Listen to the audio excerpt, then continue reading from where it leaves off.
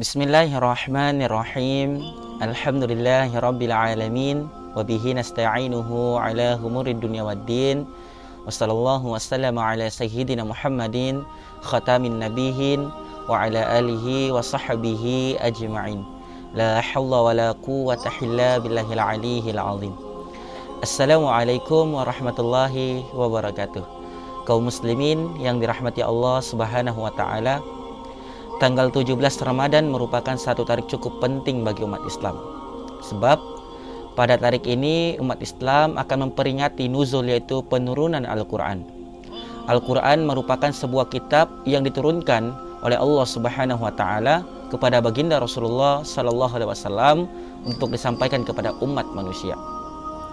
Nah, Allah Subhanahu wa taala berfirman dalam surah Al-Baqarah ayat yang ke-185. Allah Subhanahu wa taala berfirman, A'udzu billahi minasyaitonir rajim.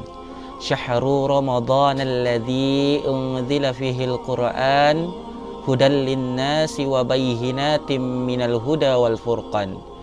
Yang artinya, teman-teman, bulan Ramadan, bulan yang di dalamnya diturunkan permulaan Al-Qur'an sebagai petunjuk bagi manusia, dan penjelasan mengenai petunjuk itu serta pembeza antara yang hak dan yang batil. Surah Al-Baqarah ayat 185. Seperti penjelasan Imam Al-Qurtubi, ayat ini menjelaskan bahwa Allah Subhanahu wa taala menurunkan Al-Quran untuk menjadi petunjuk dan penjelasan bagi umat manusia, menjelaskan kepada mereka halal dan yang haram, berbagai peringatan dan hukum hakam, serta pembeza antara yang hak dan yang batil.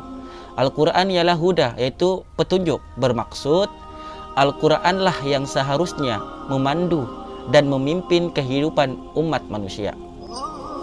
Al-Quran telah menjelaskan perbuatan apa yang wajib dilakukan, mana yang sebaiknya dilakukan, dan mana yang boleh dilakukan, mana sebaiknya ditinggalkan, dan mana yang wajib ditinggalkan. Dan Al-Quran itu juga menjelaskan kepada kita mana yang boleh diambil dan mana yang tidak. Begitu juga Al-Quran ialah furqan, yaitu pembeza, yaitu sebagai piawai menentukan mana yang hak dan mana yang batil. Oleh sebab itu, al-haq yaitu kebenaran ialah apa sahaja dinyatakan benar oleh Al-Quran. Sedangkan al-batil yaitu kebatilan ialah apa sahaja dinyatakan batil oleh Al-Quran. Apa yang dituntut daripada kita hanyalah menjadikan Al-Quran sebagai petunjuk yang memandu dan memimpin kehidupan kita, sebagai sumber hukum yang wajib kita ambil dan kita terapkan, juga sebagai sumber penyelesaian bagi seluruh masalah kehidupan kita. Justru umat Islam wajib mengamalkan Al-Quran sebagaimana yang Allah Subhanahu wa taala perintahkan. Umat Islam wajib berpegang teguh kepada Al-Quran sebagaimana baginda Rasulullah sallallahu alaihi wasallam dan para sahabatnya berpegang teguh dengannya. Sesiapa sahaja yang tidak mengambil Al-Quran sebagaimana yang Allah perintahkan, maka hendaklah dia akan takut diadukan oleh baginda Rasulullah sallallahu alaihi wasallam ke hadirat Allah Subhanahu wa taala dengan pengaduan seperti dalam firman-Nya, A'udzu billahi minasyaitonir rajim. Wa qala ar-rasulu ya rabbi inna qaumi ittakhadhu hadzal qur'ana mahjura. Yang artinya, berkata Rasul, ya Tuhanku, sesungguhnya kaumku menjadikan Al-Quran itu sesuatu yang tidak diacukan. Surah Al-Furqan ayat yang ke-30. Maksudnya, tuan-tuan, mereka menjadikan Al-Quran ini sebagai kitab yang ditinggalkan, diabaikan, dan tidak dipedulikan. Imam Ibnu Katsir dalam tafsirnya telah memperincikan hal-hal yang termasuk ke dalam sikap yang tidak mengacu Al-Quran.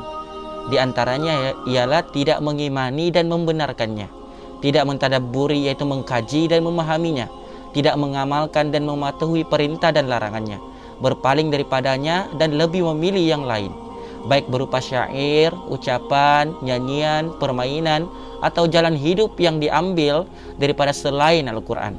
Tidak mahu menyimak dan mendengarkan Al-Quran, serta membuat kecoh hingga tidak mendengarkan Al-Quran saat ia dibacakan. Justru itu, wahai kaum muslimin, sempena dengan sebutan nuzul Quran ini, marilah kita penuh rasa keimanan dan ketakwaan, memuhasabah diri kita. Apakah kita selama ini telah mengambil Al-Quran sebagaimana yang Allah Subhanahu wa taala perintahkan?